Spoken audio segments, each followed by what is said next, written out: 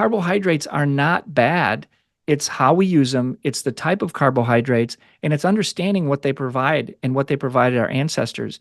And yet you're told they're the easiest to digest, and it's the healthiest thing you can do for your body. But most people, on the very first note, eat under stress, drink too much fluid when they eat, or whether it's soda or whatever big gulp thing they're drinking, or they don't chew their food well.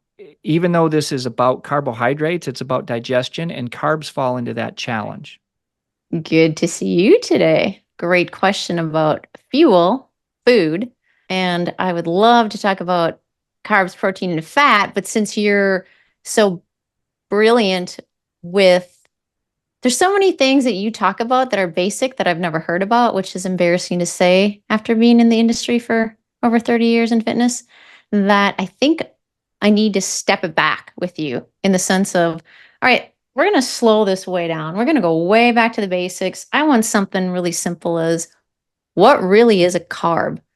How does our body use it? Why do we need them? Like, what are good, healthy carbs? What are not great carbs? Like a better understanding of, especially in today's world, right? Like, oh, don't eat carbs, or you should eat carbs, or, there's all this misconfusion. And I think it's time to kind of clear the confusion of food, especially in carbs. So I think if we just let's talk about carbs today. Okay.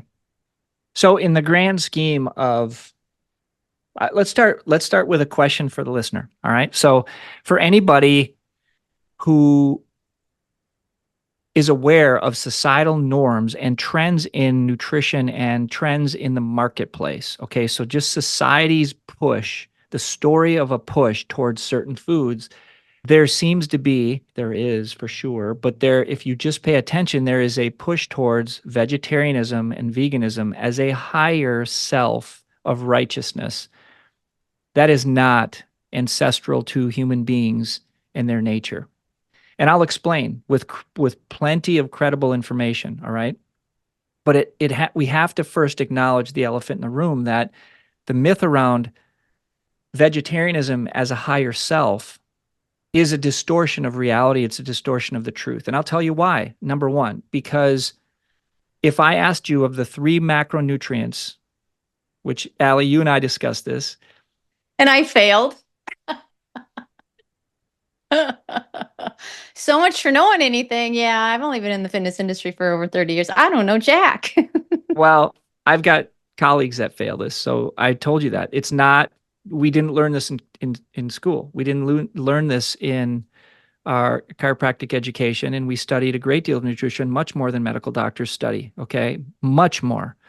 It was taught to me differently postgraduate in terms of really being a student of physiology and what healthy physiology is and what is normal physiology in the body. So if we're going to have a conversation, we can't talk about bromides or cliches or trends or theory. The most challenging thing to digest in the body, whether it's a carb, protein, or fat, I'm going to let you think about it for a second before we give you the answer, before Allie gives you the answer. Macronutrients are what we're going to talk about. Macronutrients are not vitamins and minerals. They're things that contain vitamins and minerals and even enzymes. So real food is a macronutrient, okay? And that macronutrient has combinations. So sometimes it's protein and fat together. There's protein, fat, and carbs. There's carbs and fiber. Okay, you get it. There's carbs and fat. Of those 3, we'll just use 3. The macronutrients, protein, fats, and carbohydrates. What's the most difficult macronutrient, which is the most difficult macronutrient to digest and assimilate in the body? And I said protein. Allie said protein. Now, many of you and many of my colleagues would say the same thing because that's conditioned into our belief set. It was told to us at an earlier age, or we assumed it by what we see in the literature and other things. And I say things because propagandized marketing materials and corporate selling, all right, of foodstuffs or manufactured foods. So what was the next choice you said? Oh, fat for sure. Fat for sure. Mine fat was is hard to digest. Yeah, mine is like, well, it's got to be protein or fat. I feel like this is a trick question and I'm going to lose. And it is. It's not, but it turns out to be. It's silly, turns out to be. And so what was actually the answer? Carbs. Carbohydrates. So let's elaborate on that today, folks. Let's have a conversation about myths in food and why you struggle with a dogma. So let's talk about what a dogma is.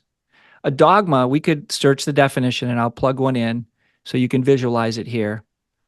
But a dogma is basically not true, but it's promulgated as though it's truth, and it's based on falsehoods. So it's based on an empty floor, a house of cards. It's not real. So a dogma is purported as a truth when it's not. Okay. So when we apply something in science, the deductive reasoning allows you to learn from what worked, what didn't, but not to make associations clinically, because a clinical association doesn't mean it's causative. And association is not always causation. For example, there's obese men that eat a lot of hot dogs. Did the hot dogs cause their obesity? Or is it that their lifestyle along with hot dogs can create obesity? I don't have enough information to make an assessment. Misuse and abuse of disease and treatments for disease, which perpetuates ill health, which is why we are having this conversation, people, because you're struggling with myth information. And I don't have a lisp. Well, sometimes you do. Sometimes I have a lisp and I don't always know when it's going to show up. So the bottom line is carbohydrates are the most challenging for your body to digest and assimilate. And yet you're told they're the easiest to digest, and it's the healthiest thing you can do for your body, which takes you away from something that's extremely dependent in the body and primary as the body's means of regulating what we call homeostasis, or the internal harmony of the body to adapt to all the environmental changes we have, whether it be temperature, whether it be pressure, barometric in the outdoor environment, whether it be oxygen if we're climbing a mountain or we're elevated, whether we're swimming and we're under the water, our bodies have to adapt to changes. And that's done internally. That's done on the inside. Allie, you like the way we talked about it before is it's an inside job, right? Health is an inside job. Amen. So that's why I can be around sick people and my body responds, I don't get sick. Or there's 10 people in your household and 7 don't get sick and 3 do, or 3. Why is it that not everyone responds to the same thing? Okay, because we respond differently internal. And our bodies know how to process real food when we're given an opportunity. The opportunity is you need to rest and digest. We all need to have the ability to rest and digest. And if we eat under stress, we absorb less. The body's in a fight or flight mode, or let's even say a low grade flee mode, okay, where we fight, flight, or flee. And that sets the tone for extremity circulation and a lack of visceral or organ circulation, because we told the brain we're under stress, which means the body will respond to stress. When really we need to not think about running from or watching the news and who's against us or who we're, finding anger, tension, irritation, irritability, depression, you name it, okay? Internalized anger is what that is. And if we live in that energy, then we are not digesting food. We're actually opposing it. It's a stress to the body. So I think that stage needs to be set. And then we add something like phytochemicals, phytonutrients, and anti-nutrients. What's an anti-nutrient? They're something that's not nutritious and quite the opposite, which means it's an anti-nutrient to that who is consuming it. So if we consume Brussels sprouts or broccoli or cauliflower or celery, okay, I picked those for specific reasons. They're carbohydrates, they're complex carbs, and they're part of nature, but they're not the primary volume or greatest percentage necessarily of nutrient food, nutrient dense food we can assume safely without a defensive mechanism in the body. Don't misconstrue. I'm not saying negatively about broccoli. I actually love broccoli, but broccoli has its own self-protective, as do all other cruciferous vegetables. They have their own defense mechanism so they can survive in nature. Brilliant, right? It's Mm-hmm. absolutely brilliant. So when we consume raw broccoli, raw cauliflower, Brussels sprouts are just examples, and you eat them under stress, or same equation, you eat them without chewing them well, they do not break down well in the body. Plus, you've eaten raw, fibrous vegetables that have their own phytochemicals and anti-nutrients to protect them. And now you're trying to digest them. That's why it's an example of why those carbohydrates are very challenging to digest, as are legumes and beans that aren't soaked, or grains, even if they're whole grains that aren't soaked and given the chance to break down certain enzymes and those anti-nutrients to then allow our bodies to digest them better. But most people, on the very first note, eat under stress, drink too much fluid when they eat, or whether it's soda or whatever big gulp thing they're drinking, or they don't chew their food well. And it sounds so ridiculously simple to even talk about it. But let me set the stage. If you don't chew, let alone cooked vegetables, let alone the raw, but if you even cooked vegetables, which are what we're supposed to do to steam and break down that cellulose, because we don't make our own cellulase. So cellulose is a vegetable fibrous sugar. Okay. It's a sugar. Cellulose is a fibrous sugar that needs to be broken down. And there's only one enzyme that breaks down cellulose, and that's called cellulase. ACE meaning the enzyme. Hmm. So raw celery needs to be chewed extremely well to digest, self-digest. Here's where we can get really crazy with the conversation. It's not, but it's just ridiculously where people get off track. Oh, okay, I eat a lot of celery and I've lost weight eating celery. Great. I'm not disagreeing with some of that to the point, but you have to realize in the long run what your body truly needs in terms of, and again, without saying calories and making things about calories, it's about the nutrient density and limiting the amount of work required to Mm. assimilate the nutrients into the system, because we're in talking about, maybe the title of this should be internal body sustainability, because everyone likes this word sustainability and Mm. sustainable when we're talking about the planet. Well, that's a whole nother conversation. When we're talking about self responsibility and accountability, that doesn't mean blaming some expression of disease. That I'll just give an example of obesity. I couldn't disagree more knowing what we know about physiology, health, and where it comes from and who's responsible. The chips are stacked against people. I will guarantee that. And I will 100% agree. But that doesn't mean the individual doesn't have free will to Mm. learn and make changes. And Mm-hmm. that's where the rubber meets the road, because we can sit here and blame someone else, but ultimately it's your body, it's your life, and it's no one Mm-hmm. else's responsibility. It's not my responsibility to pay for your laziness or imbalance or misunderstanding or ignorance. That's why I'm here today with Allie, because we're trying to explain and teach so people can win. We don't charge for this.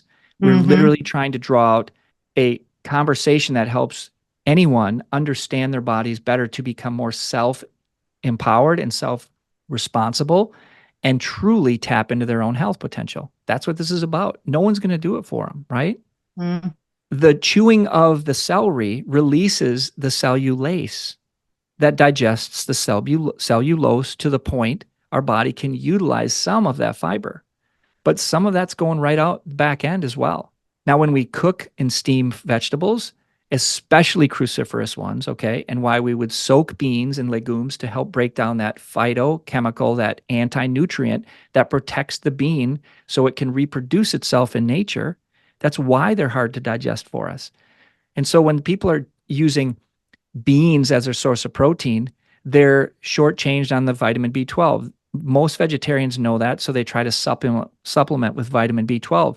But there's many who don't. They think their automatic bean diet is healthy. Well, quite frankly, they're not. The majority of the sickest people I've seen, and this is just my clinical experience, it doesn't mean it's across the board fact, but it's my 30 years of clinical experience. The sickest people are those that force and try to be vegetarian or vegan, not the people that consume healthy, organic, grass-fed meats, even though that's what you're told in societal narratives. That's not actually fact. How does the body crave animal products? Why does the body crave animal products? Why do women feel better when they consume red meat when they have a healthy digestive tract? And if they don't have a healthy digestive tract, they feel terrible on red meat. So they stop it and they throw what's called the baby out with the bathwater. Pardon the cliche, pardon the historic saying, but literally that's about why throw it all out when half of it, you don't have an accurate reading. The protein is, you're not digesting the protein well, therefore you feel sluggish, but it's because of an upstream problem. The protein isn't. And so therein lies everyone's solution that it doesn't feel right. Well, it doesn't feel right when you're in dysfunction. So the real point is, how do I get back to normal function? And what's that symptom telling me about it? I'm not saying don't listen to your body, but I'll tell you what, we're living a world of, it has to feel good constantly or else, well, that's misused. Mm-hmm. That's now over the extreme. Oh, I don't, if I crave pickle juice, that must mean I need it. If I crave sugar, that must mean I need it. Mm-hmm. Sometimes what we don't crave is what we need. And sometimes what we crave is what we need. But moreover, there's more to the picture. That's the real message. There's more to the picture. A symptom tells us something's off. Let's look for where the cause is. Just start there. It doesn't mean I'm here saying I know everything, because I don't. But I am a student of physiology in the body and what healthy physiology looks like and where it comes from and how the body is designed to work and perform. And if we honor that, there is brilliance beyond your understanding about what your body's capable of. And that, folks, is what I see for all of you, is if you can open up to new things like the myth around nutrition, you get to move forward in your life. But you have to allow, just like Allie and I do, we're taking new information in and I'm challenging the day before's thoughts. I'm not so attached. Okay. I'm not so invested. I bring up my good friend, Dr. Pierre Corey. Perfect example. Completely indoctrinated into the whole system. Rock star performer in that system. Top performer in his industry, and he's known worldwide. Okay. He developed ultrasound therapies, strategies, uses that are diagnostic, and he taught it around the world.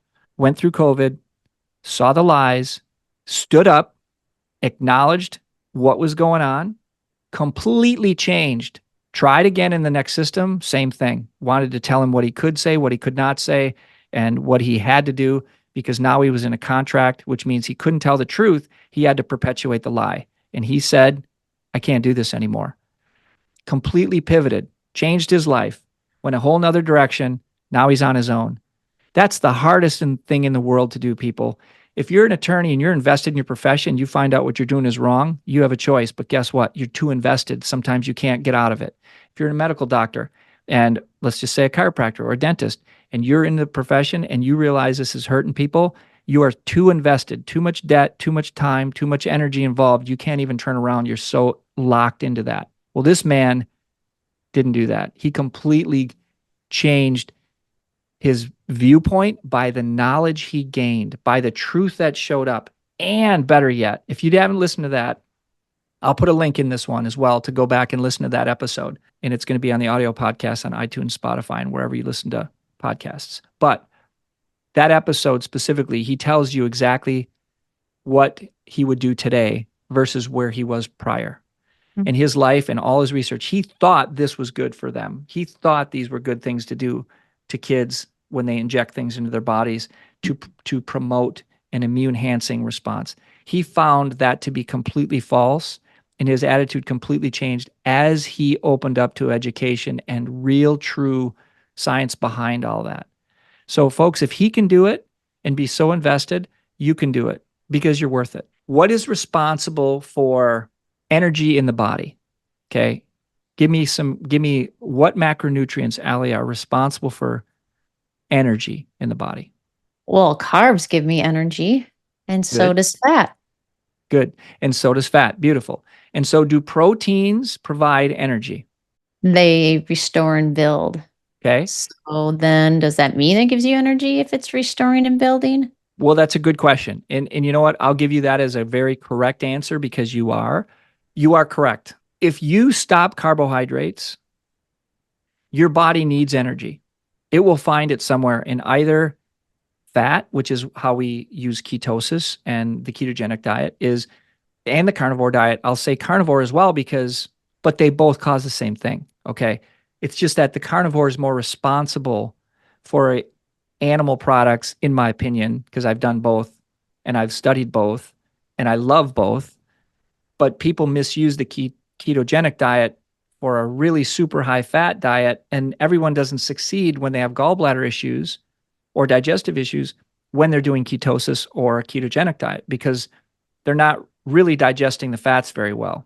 But when you don't have the carbohydrates coming in, and the goal of ketogenesis is to burn ketones as fuel, which are cleaner exhaust in the methylation process than carbohydrates. However, if you don't get enough of that fuel, okay, the burning for fuel, your body, and let's just say you fast. Now you're intermittent fasting for 18 hours of the 24 instead of, 12 and 12, 12 eating, 12 off. And then maybe you go to even 20 hours or you fast for 2 days and you do that regularly. Like one of my patients was doing it every week. He was fasting for 2 days and he was an athlete. What do you think happened? Folks, his body had to find energy. He lost muscle tone and he lost muscle mass. Why? Because the body's brilliant. You got a business in there that's got demand versus supply and supply versus demand. And as an athlete, he's exercising using his body, which means he requires rebuilding and remodeling and repair. And if you take out food, let alone carbs, and now you're eating protein and you're eating some fat and some veggies, let's say this person had all the macronutrients, but was taking too much time off of eating, he was actually creating a deficit in his repair. And now his health picture was turning over the next, 3 to 6 months. He was injuring himself and had tears in his bicep and a tear in his quad. And he couldn't play any tennis anymore. Why are you fasting so much? And I knew it was spiritual. I got it. But I needed him to understand it, but not on my time. So he literally had to experience the injury. But he was unwilling at that point to listen because he was more spiritually connected. So then he experienced the injury and I explained how it happened and he totally got it. And he's like, okay. So now he's healing. We have him in the bands as well. And he's working back, but he did some damage with all the lack of nutrients. So again, we're trying to apply generalizations to people when we say, oh, fasting is good for everyone all the time, or intermittent fasting is the best tool ever. Yes, it is when it's properly applied. Ketogenesis, very effective tool when properly applied. But is it your life plan? Is that the way? Beautiful answer, Allie. Is it the way we're supposed to live? No. No. But it can get us from point A to B as a tool, and then we can use the tool periodically through our life. But carbohydrates are not bad. It's how we use them. It's the type of carbohydrates, and it's understanding what they provide and what they provided our ancestors. They didn't have rich fields of vegetables and fruits all year. They had their season where they required to get animals, in this case, let's just say buffalo and or whatever it was in the fall, and they had to dehydrate those meats and preserve them in salt base to get them through the winter. And that also provided nutrient density, that provided, they had to chew, which means they were releasing enzymes in their glands, sublingual, submandibular, below the jaw, and in the cheek. Okay. So we have 3 glands, 3 sets, there's 6, but 2, one on each side. So 2 sublingual and then submandibular, and they are responsible for protein enzyme release, carbohydrate enzyme release, and fat enzyme release, respectively. And that's why you need to chew.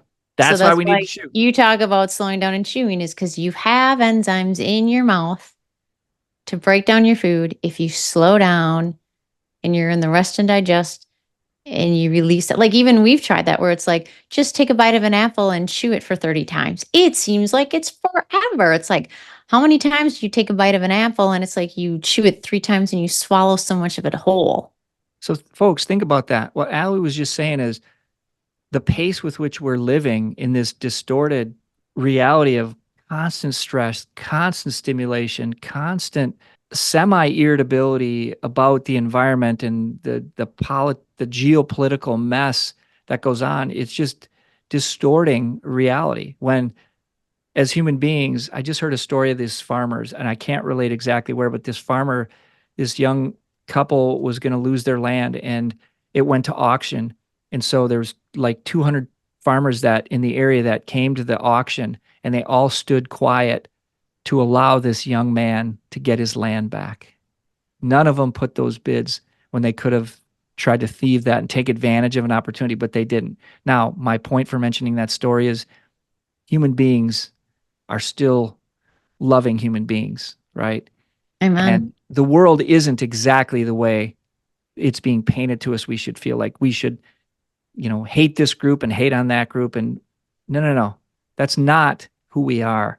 Mhm. That's being conditioned into our mental sphere, so to speak, our vibrational frequency, rather than the love that God, embodied us, endowed us with to express to humankind. Whether I don't care what color, doesn't matter.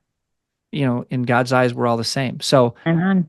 this built up story about it's crazy. We have to realize that we don't have to believe everything we see. And I watch the news zero because all I feel like is they're trying to tell me what to think today and how to feel and who to hate, who to dislike.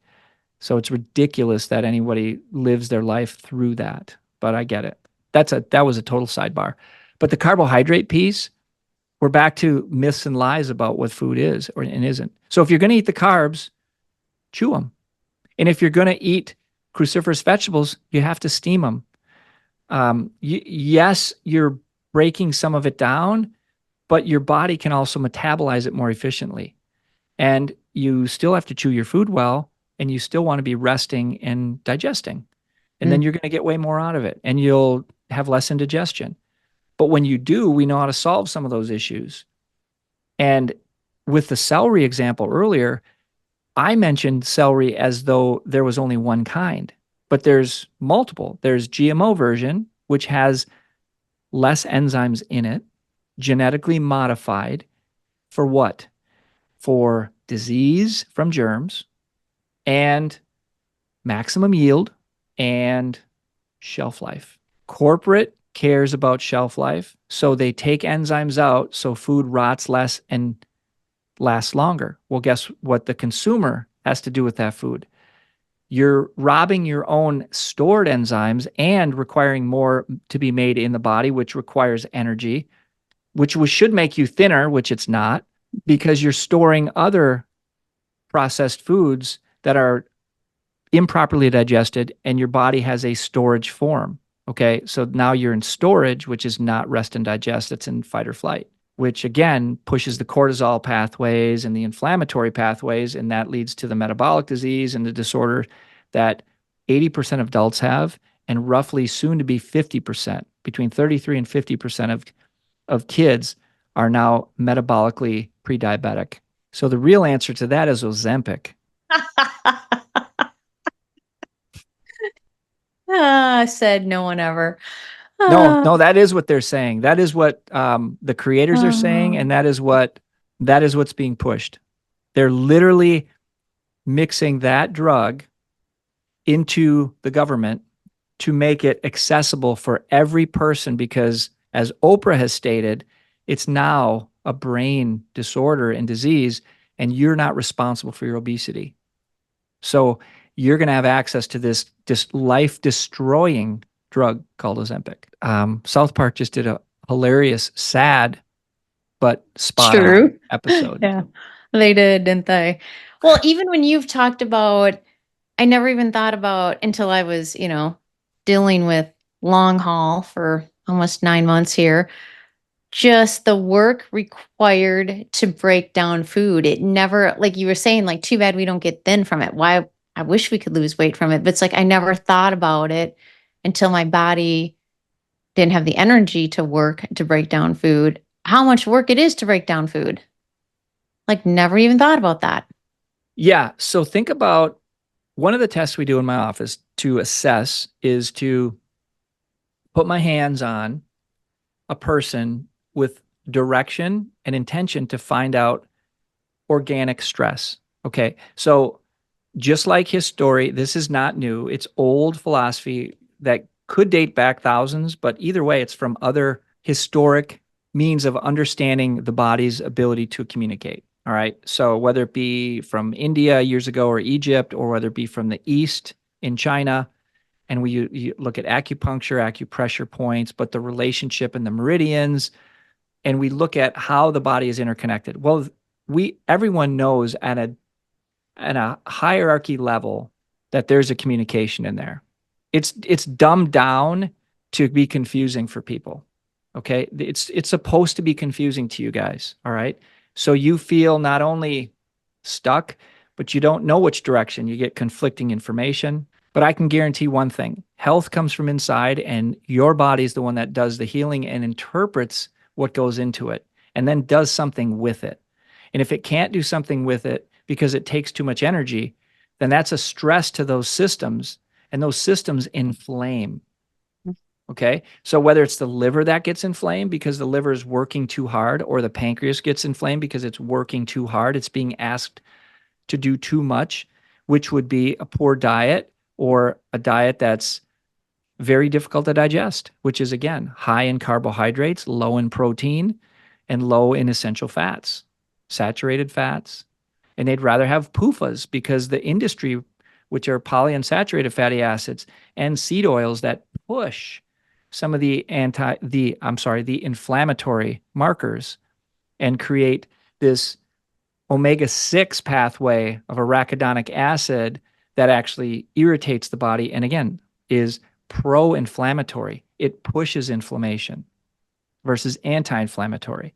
And so, again, this noise that says all these are good for you, or just puts them in food and doesn't say anything, and then purports the food, and yet that's in your face at every YouTube commercial you see, then you think it's okay. And meanwhile, you're just loading up and the organs are getting inflamed, and you're dealing with metabolic syndrome.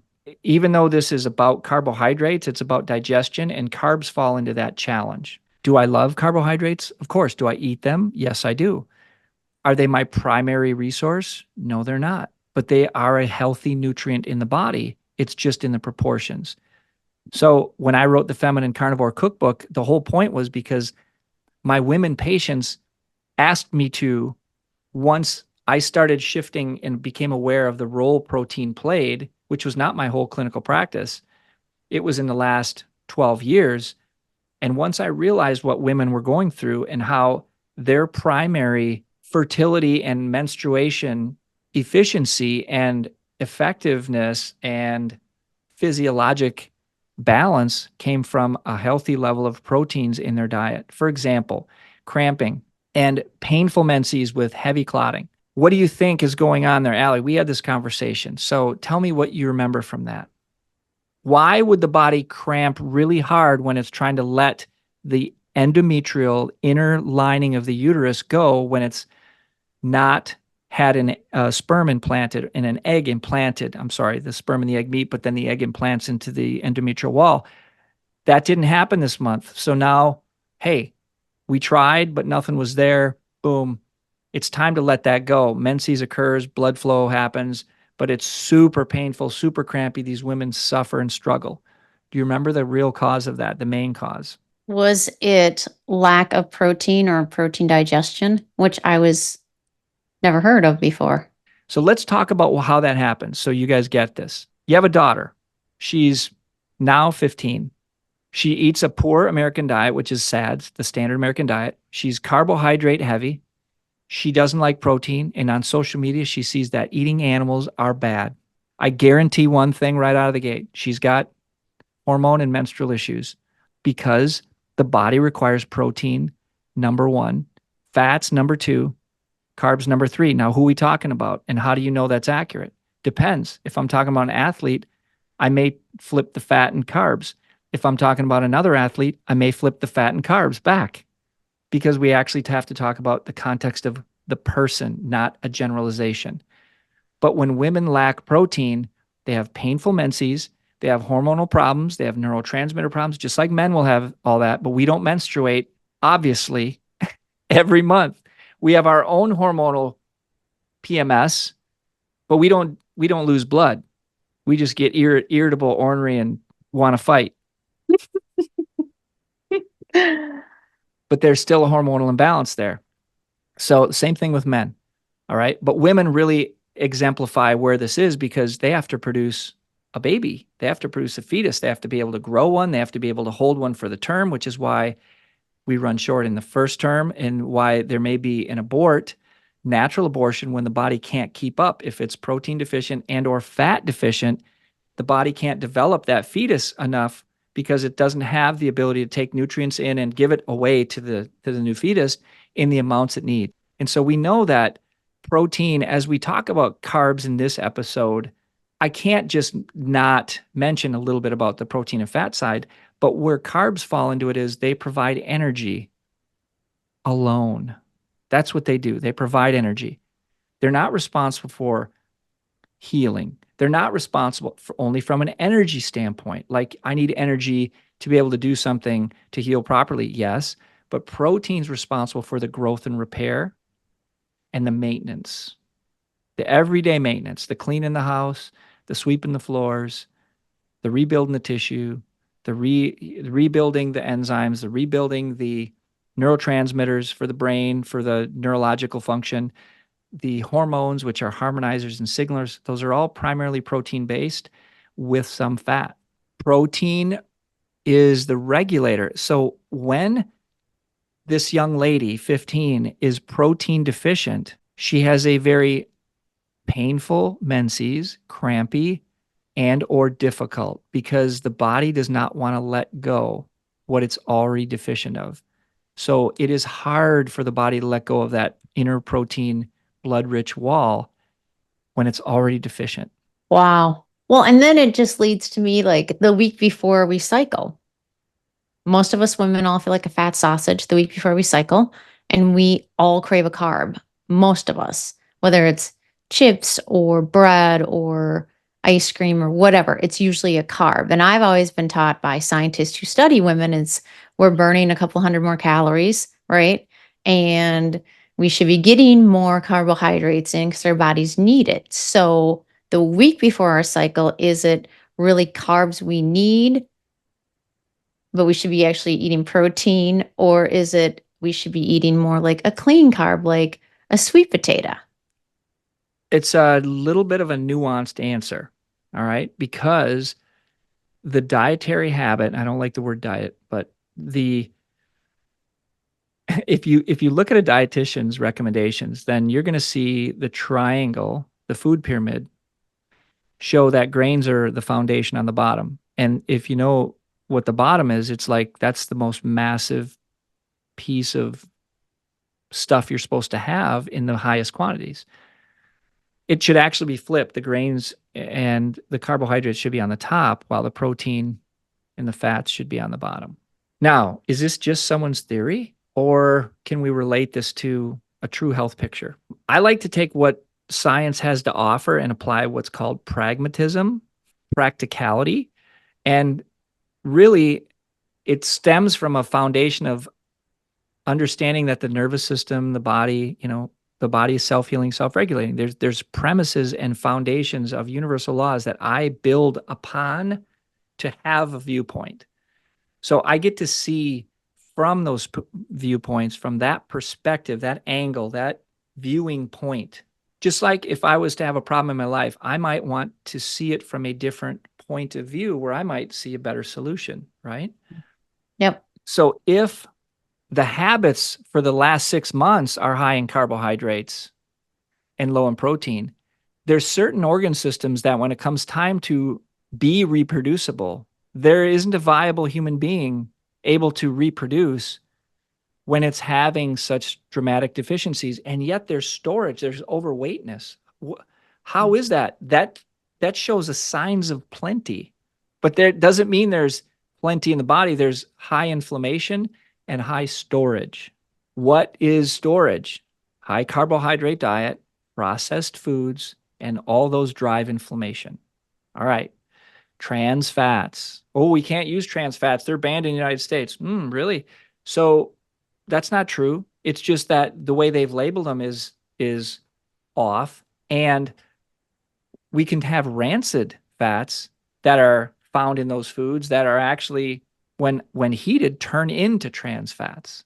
So it's how they're oxidized, and that's stressful to the body and pro-inflammatory.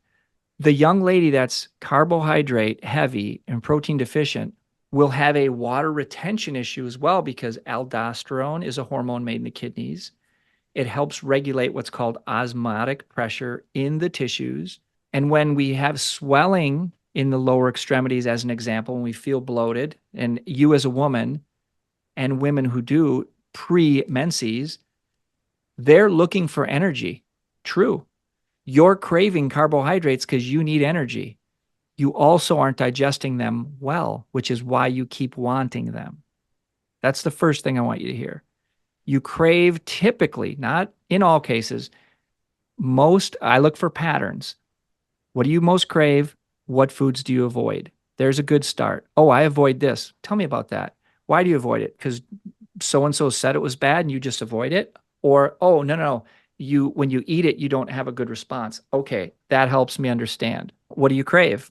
Is it any specific food? Or they go, chocolate. Okay, great. So there's a lot of things. There's magnesium, there's copper in chocolate. When do you crave chocolate? Right around my period. Okay, so you're looking for copper, potentially. Potentially.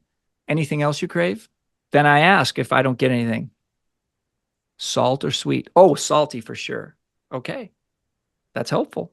Now I know where their energy system is, because if they're craving salty things, is it the crunch they're after? Oh, I need a crunch. Okay. Or is it just salty things? No, it's not the crunch. It's the saltiness. I like that. Okay. So now we're talking about balancing out the electrolytes, and they're looking for adrenal support. All right. Think of water retention as a sign of protein deficiency. Why? Because the body's regulating external and interstitial fluid, and the protein deficiency is osmotically pressured. Okay, so the lymph system holds more, and that's where you feel bloated and backed up.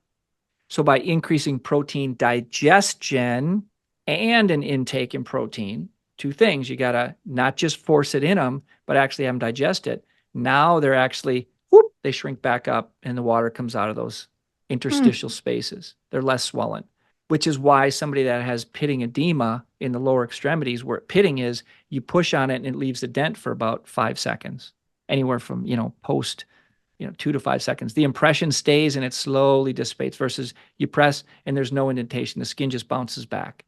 So pitting edema is definitely interstitial fluid buildup, which is a sign of albumin protein in the space. So anyway, it's an imbalance with digestion. It shows that there's a problem with the digestion and assimilation of protein. They're either deficient from it, not getting it, or they're getting the protein, they're not digesting it. No, That's sorry. the physiology and kind of how women kind of go through that. Now, another nuance to that answer is, when the hormones are out of balance, then they're getting harmonizing, or in this case, disharmonizing levels of certain hormones that drive these symptomatic patterns, versus the woman who eats really well, has a great level of protein, and she basically goes into her period. She might get some cramping, but it's only like an hour, and poof, the rest is just easy. I get all kinds of stories about where it is when it is. Yeah. And to verify some of the changes, like, how do I know this works? Number one, I'm not a woman. I don't claim to be. Thank God I'm a man. I'm grateful every day. We are definitely not as strong as women from this standpoint, for sure. Like, I couldn't take that.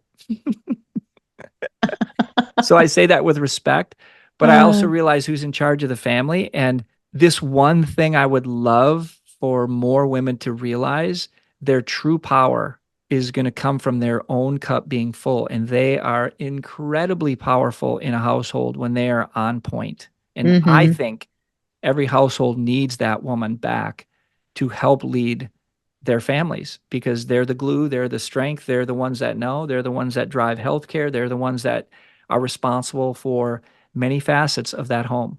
And I don't mean Mm-hmm. as a homemaker. I mean as a woman in the family, in the role Preach. that needs to be played. So Mm-hmm. anyway, I think building women back up into their strength where their power is why I think it's important to make sure that they are not guilted into vegetarianism and societally pushed into a narrative of green rather than I would like to see fertility, strong, healthy minded, at adapting women into their beautiful ages of wisdom where they are not struggling with hormonal imbalance through menopause, like we talked about, where they transition through life's natural processes with ease. That is what our ancestors could do and did. And so we're dealing with these current problems of pushing too many chemicals into the body and processed foods and wondering why those transitions are hard. It's not hard to see physiologically. So since you touched on the point of if you crave salt, I would love for you to touch on the point of if you're craving sugary carbs, what that means. Okay, so we're back to, again, healthy digestion. So submandibular salivary glands release what's called amylase. Amylase is a carbohydrate enzyme. So it breaks down carbohydrates. It's an enzyme released to break down amylose, okay, a carbohydrate sugar. Now there's multiple types of carbohydrate sugars. It's just stage one. So we chew our food. The first thing to look at is, am I digesting carbohydrates? All right. Because if I am digesting and assimilating them properly, one, two, three, I eat them, I digest them, and I assimilate them, then there's going to be a level of satiation in the body, satisfaction. Okay. And satisfaction is a physiologic response. There's a hormone in the body that says, I'm full, I've had enough. And some people don't hear that response in the body. All right. It's a leptin hormone. Okay. And so leptin is a signaler that says, I'm good. That's just one example. There's multiple hormones that reach that. So if I consume, let's just say, some blueberries, some strawberries, those are examples of complex carbohydrates in nature. They're found naturally, organic, non pesticides, and I get those in and I chew them up and I digest them and I assimilate them. I'm going to have a sense of glucogenic, or glucose energy in the body. In the small intestine is where we break down the disaccharides. We touched on this a little while ago. I'm not sure if it was the last episode, but disaccharides are the double sugars. So it's glucose and, in this case, fructose, which is fruit sugar. So our body breaks that down into smaller single chain sugars. And that's where, if we don't digest them well, it'll create gas, bloating, and then they'll ferment and create another biome, fermented biome, possibly yeast, just an example, in the colon. All right. So you're going to have a yeasty body from an undigested carbohydrate. And you may actually crave carbs more because every time you go after them, man, they taste good, but I don't really get anything out of them like I should. So what's my body doing with them? I'm really not assimilating them well. So I keep reaching for more. And what does the body keep doing? It's getting more and more volume and more concentration of this macronutrient carbohydrate. And now it says, well, I'm already overloaded on the supply. I don't have the same demand, so I better store this stuff for later. Stores it as fat, converts it. So that's what the liver's doing. It's working to convert and store based on its perceived needs. So again, this is a balanced equation that has to happen. Well, the interesting thing is, Dr. Loomis, would you state the number one disease in the world is right here? It's hand to mouth. This is it. This is the disease. Because if you don't digest and assimilate the food well, you are going to keep reaching for all kinds of things constantly. I mean, overeating is a stressful demand on the body Mm. with an oversupply. And so again, we're back in storage in the warehouse, storage around the waist, storage in the arms, storage around the face, storage in the neck, right? Comes with sound effects. With the carbohydrate part, how do we solve it? Number one, the first thing you can do is slow down, chew your food. Don't overhydrate during a meal. You're diluting your enzymes.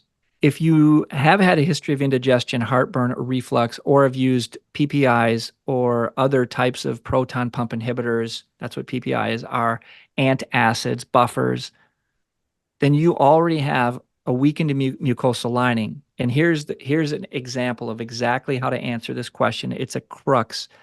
And I have multiple episodes on the disc replenishment. So that'll come later, Allie. We'll have to do this one from just wrapping this all up tightly for people that have disc problems, neck problems like you had, whether it be torticollis, a disc problem in the neck, herniations, prolapses, inflamed, swollen discs.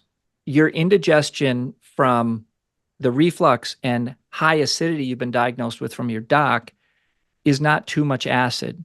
It's actually a mucosal lining problem, meaning the thickness of the mucosal lining in the stomach and in the digestive tract, the tube that goes through, has to be, it's a glycoprotein. It's made of glyco, carbohydrate, slash proteins. And a glycoprotein is a protective mucilaginous, slippery lining that allows your body to secrete enough acid, HCl, to then convert HCl, the acidity, to bring the acidity down towards 2, to then release and convert pepsinogen to pepsin. Pepsin is the actual enzyme that digests protein.